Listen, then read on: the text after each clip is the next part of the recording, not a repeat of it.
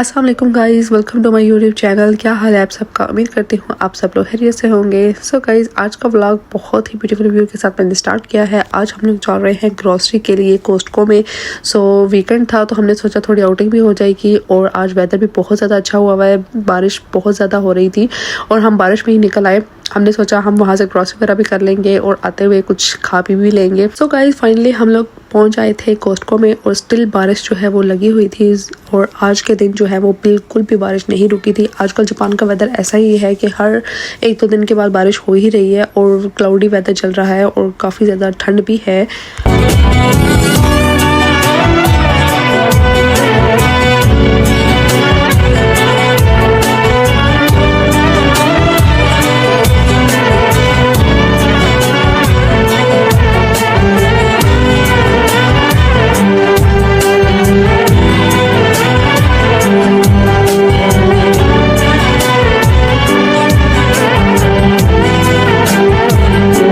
Guys, सबसे पहले हम लोग आए थे फ्रूट सेक्शन में और यहाँ पर सबसे पहले हमने फ्रूट्स की सारी प्राइसेस चेक की थी और यहाँ पर रीज़नेबल पड़ जाता है क्योंकि होलसेल शॉप है।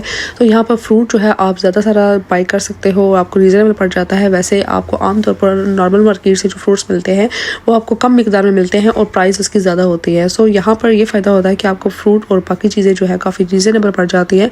इसलिए हमारी कोशिश होती है हम ज़्यादातर जब भी कोस्टको आते हैं यहाँ पर ज़्यादातर फ्रूट्स बाई करते हैं या वेजिटेबल्स वगैरह जो हमें काफ़ी रीज़नेबल चीज़ें लगती है।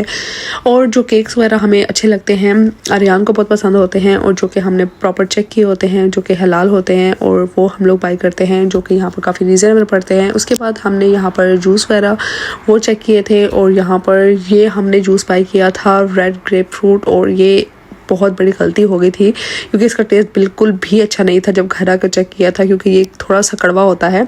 अदरवाइज़ वैसे तो इसके फ़ायदे बहुत ज़्यादा हैं लेकिन ये टेस्ट इसका जो है ना वो कुछ अच्छा नहीं लगा, मुझे तो पर्सनली पसंद नहीं आया था। यहाँ पर ये मुझे थोड़ी डिफरेंट चीज़ नज़र आई थी और मुझे समझ नहीं आ रही थी कि ये क्या है। तो फिर मेरे हस्बैंड ने बताया कि ये फ़िश के एग्स हैं और उनकी जो है वो मैंने वैसे ही वीडियो बना ली। सो यहाँ पर जो आर्यन के लिए मैंने शर्ट्स बाई की थी जो कि काफ़ी रीज़नेबल प्राइस में लगी हुई थी और ये 4 का सेट था पूरा, तो मैंने इसको बाई कर लिया। ये मुझे काफ़ी प्यारा लग रहा था आर्यन के लिए तो और रीज़नेबल भी लग रहे थे। सो मैंने ये बाई कर ली क्योंकि आर्यन स्कूल जाता है तो डेली बेसिस पे आपको वो कपड़े जितने भी हो बच्चों के तो वो कम ही लगते हैं।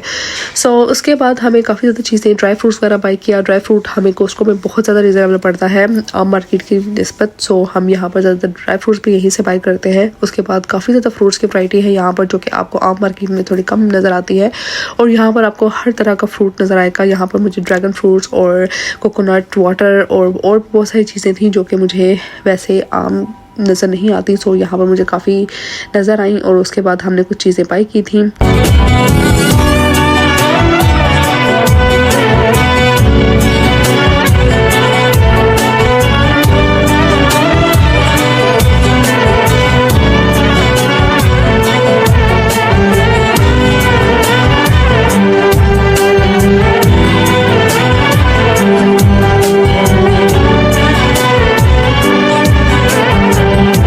शॉपिंग वगैरह कंप्लीट करने के बाद बारी आ गई थी बिलिंग की और यहाँ पर हमारी बारी आ गई थी बिल की। सो यहाँ पर हस्बैंड जो है वो बिलिंग करवा रहे थे। उसके बाद हमने यहाँ पर जब भी आते हैं हम यहाँ का पिज़्ज़ा जो है वो मस्ट ट्राई करते हैं, खाते हैं क्योंकि यहाँ का पिज़्ज़ा बहुत ज़्यादा मज़े का होता है और हलाल भी है। और यहाँ का पिज़्ज़ा इतना रीज़नेबल होता है कि लार्ज साइज़ में आपको मिलता है और बहुत ही कम प्राइस में। सो यहाँ पर आपको बोर्ड पर इसकी प्राइस और इसका साइज़ दोनों मेंशन है और यहाँ से आप लोग ले सकते हैं। सो यहाँ पर हमने अपना ऑर्डर दिया था पिज़्ज़े का और साथ में हमने आइसक्रीम ऑर्डर की थी आर्यन के लिए। जापान में हलाल चीज़ों के ऑप्शंस बहुत कम है। आप कहीं भी बाय आउटिंग के लिए जाते हो तो आपको खाने पीने का बहुत ज़्यादा इशू होता है क्योंकि आपको हलाल कहीं से भी नहीं मिलता। बहुत कम जगह होती है जहाँ पर आपको हलाल अवेलेबल मिल जाता है और आप इजीली उसको बाय करके खा सकते हैं और एंजॉय कर सकते हैं। लेकिन यहाँ पर आउटिंग का मज़ा इतना नहीं आता क्योंकि आप खा पी कुछ नहीं सकते, जस्ट आउटिंग ही कर सकते हो।